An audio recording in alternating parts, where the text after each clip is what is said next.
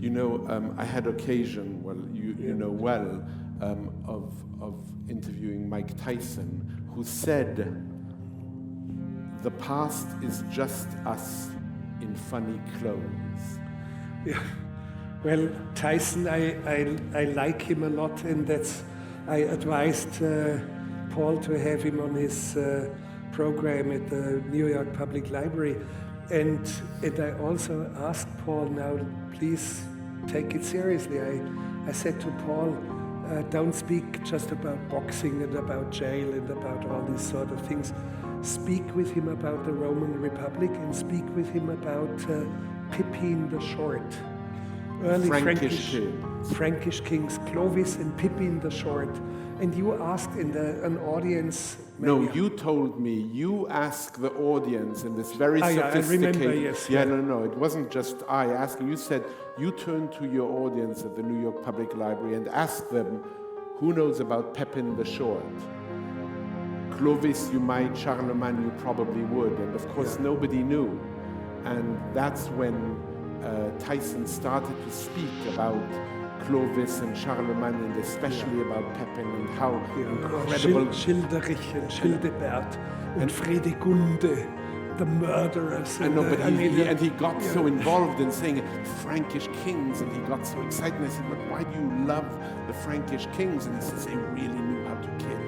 And I mean, you know, and get very... And I remember very clearly also that he got so excited when we showed him a first edition of Machiavelli's The Prince in the rare book room at the library, and he looked at the chief curator and he said, "I think there's an earlier edition."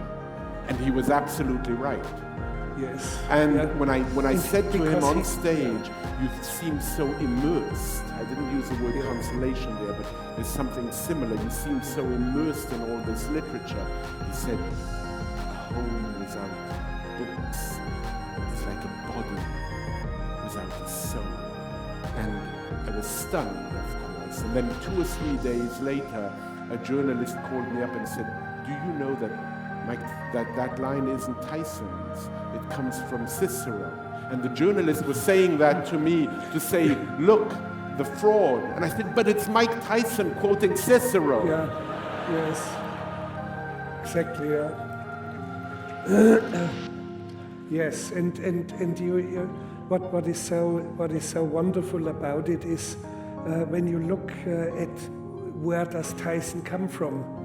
I think he was a semi-illiterate, and his mother a prostitute, and they live in one single room, and her clients are in that room with him. And while they were at it, he would go through the pockets of the men, through the trousers that were over the chair. And before he was 11, I think he was 40 times arrested already, and on and on and on.